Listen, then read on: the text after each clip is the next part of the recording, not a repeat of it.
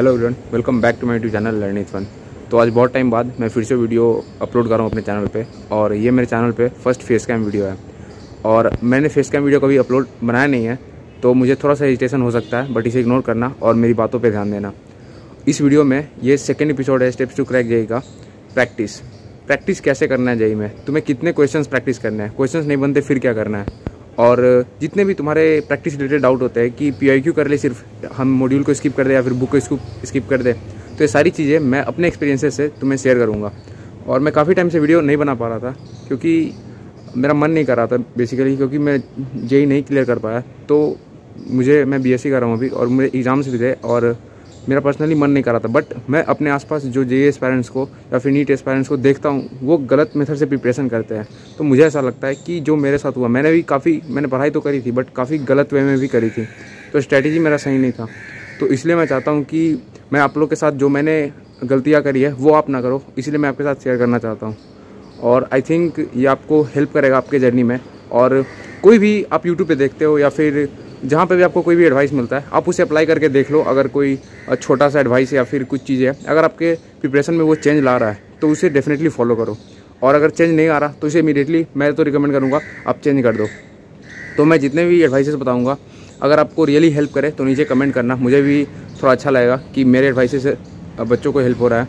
तो चलो वीडियो शुरू करते हैं। इस वीडियो को देखने से पहले अपने ही चैनल पे लर्न इज फन बाय रोशन पे मैंने एक और वीडियो अपलोड कर रखा है, एपिसोड 1 थियोरी।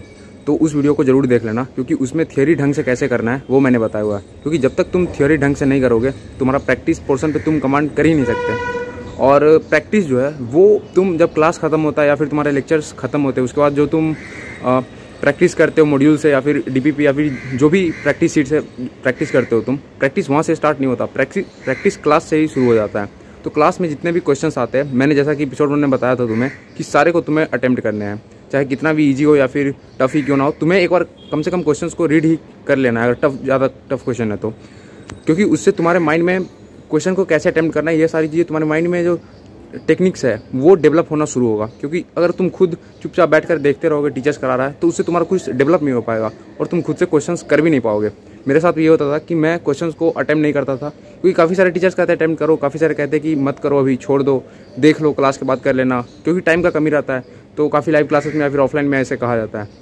तो तुम्हें ये गलती नहीं करना है, तुम्हें हर एक क्वेश्चन को अटेम्प्ट करना है। अगर ऑफलाइन में हो तब तुम क्लास के बाद एक बार अपने प्रैक्टिस शीट को करने से पहले जो क्लास के क्वेश्चन है उसको अटेम्प्ट कर लेना, उसके बाद ही अपने जो भी तुम्हारा प्रैक्टिस शीट है या सारी चीज़ें हैं वो तुम करना। मुझे पता है कि एक ही क्वेश्चन को दोबारा करने में थोड़ा बोरियत सा लगता है, बट तुम्हें जेईई या नीट क्रैक करना है तो तुम्हें ये करना पड़ेगा, क्योंकि तुम्हें क्रैक करना है तो तुम्हें एफर्ट्स तो डालने पड़ेंगे। और वो करने के बाद तुम्हें इंश्योर करना है कि तुम्हारा जो भी मॉड्यूल या फिर DPP है उसमें ईजी लेवल से क्वेश्चन से स्टार्ट है, और एट द टफेस्ट लेवल जो भी कह सकते हो, बट वो स्टार्टिंग मेक श्योर करना कि ईजी लेवल से होना चाहिए। क्योंकि अगर वो स्टार्टिंग उसका टफर साइड से हुआ, तब तुम्हारा सारा प्रिपरेशन का तुम काफ़ी डिमोटिवेट हो जाओगे, तुमसे क्वेश्चंस नहीं बनेंगे। और अगर इजी है फिर भी तुमसे नहीं बन रहे हैं, जेईई लेवल का जो इजी होता है वो भी थोड़ा सा जो एवरेज एस्पायरेंट्स है उनको थोड़ा टफ लगता है, मुझे भी लगता था क्योंकि नहीं बनते थे शुरू में। तो उसके लिए तुम क्या कर सकते हो, मैथ्स के लिए तो तुम NCERT पहले रेफर कर लेना, NCERT या फिर RS अग्रवाल जो भी तुम्हारा बोर्ड का बुक है उसे पहले सॉल्व कर लेना उस चैप्टर का। हाँ, इसमें टाइम लगेगा, लेकिन तुम्हारा बेस अगर वीक है थोड़ा तो तुम्हें टाइम तो देना पड़ेगा, तभी तुम उस लेवल तक पहुँच पाओगे बाकियों के कंपेरिजन में। तो तुम्हें पहले बेसिक बुक को सॉल्व करना है। उसके बाद तुम फिजिक्स और केमिस्ट्री में क्या कर सकते हो कि तुम गूगल पे सर्च कर सकते हो क्वेश्चंस ऑफ इतना या फिर इजी लेवल क्वेश्चंस ऑफ इतना, और उसे तुम क्वेश्चन को देख करके जल्दी जल्दी सॉल्व कर सकते हो, या फिर सॉल्यूशन उसका पढ़ते जा सकते हो। या फिर तुम किसी बुक अगर रखे हो तो तुम उसका एग्जाम्पल्स जो है वो रीडिंग दे सकते हो, उससे तुम्हारा माइंड थोड़ा सा डेवलप होगा। यूट्यूब पे वन शॉट प्रैक्टिस ये सब चीज़ें मैं नहीं करूँगा, क्योंकि काफ़ी टाइम कंज्यूम होगा और इसमें काफ़ी कम प्रैक्टिस तुम कर पाओगे। तो इन सब चीज़ों को छोड़ के तुम बुक से एग्जाम्पल कर सकते हो, या फिर गूगल से तुम क्वेश्चंस को सॉल्व कर सकते हो, इजी लेवल क्वेश्चन सर्च करके उसे डायरेक्टली तुम सॉल्व कर सकते हो। ये सब बेसिक चीज़ें करने के बाद आई होप तुमसे क्वेश्चंस बनने लगेंगे खुद से। अगर फिर भी नहीं बन रहा है तो तुम अभी क्लास एग्जाम्पल पे ही ज़्यादा फोकस करो, उसको ही ज़्यादा टाइम दे करके खुद से बिना सॉल्यूशन देखे बनाने का ट्राई करो। 1-2 दिन बाद, क्लास के बाद एक बार ट्राई कर लिया, अगर नहीं बना तो सॉल्यूशन देखा, और फिर 1-2 दिन बाद या फिर संडे को फिर से ट्राई किया। तो तुम जितना ये थोड़ा सा टाइम टेकिंग हो सकता है, क्योंकि एक बार तुमसे क्वेश्चन बनने लग गए ना तो वो फिर बनने लगेंगे। लेकिन शुरुआती में मुझे भी टाइम लगाता है, तुम्हें भी टाइम लग सकता है, क्योंकि मोहित त्यागी सर ने भी कहा था मुझे एक बार, मैंने पूछा था यही क्वेश्चन उनसे, तो उन्होंने कहा था सिर्फ घास काटने से कुछ नहीं होगा, या फिर सिर्फ क्वेश्चंस तुम सॉल्यूशन देख देख कर बना रहे हो, या फिर तुम थोड़ा सा ट्राई किया और सॉल्यूशन देख लिया, ऐसा करके कुछ नहीं होगा। तुम्हें टाइम देना पड़ेगा। तुम्हें अभी तो नहीं बन रहा है तो एग्जाम्पल पे ही फोकस करो, एंड जो मैंने बेसिक चीज़ें बताया उसे करो, एंड टाइम दो, थोड़ा टाइम के साथ वो बनने लगेंगे। और फिर बात आता है कि अभी कितना लेवल तक का क्वेश्चन करें, मेंस का करे या फिर एडवांस का करे या फिर कितना लेवल तक का करे। तो मैं रिकमेंड यही करूँगा, तुमसे जितना हो सकता है मेंस तो एटलीस्ट कंप्लीट कर लो क्लास के बाद, और एडवांस का तुमसे जितना हो सकता है उतना करो। अगर एडवांस का क्वेश्चन ज़्यादा नहीं कर पा रहे हो तो उसके लिए प्रेशर मत लो, क्योंकि अगर तुम्हारा लेवल थोड़ा सा कमज़ोर है तो मेंस में ही सारा टाइम निकल जाता होगा।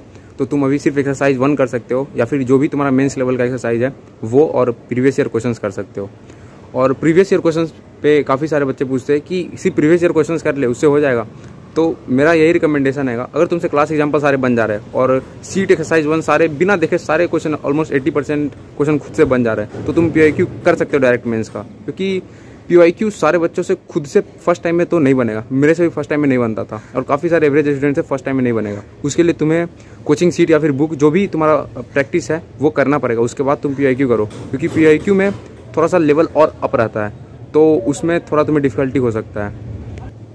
और प्रैक्टिस के लिए एडवांस का जो मैंने बोला कि एडवांस का प्रैक्टिस तुम एट लास्ट तुम मेंस के बाद भी कर सकते हो, सो उसके लिए उतना प्रेशर मत लेना।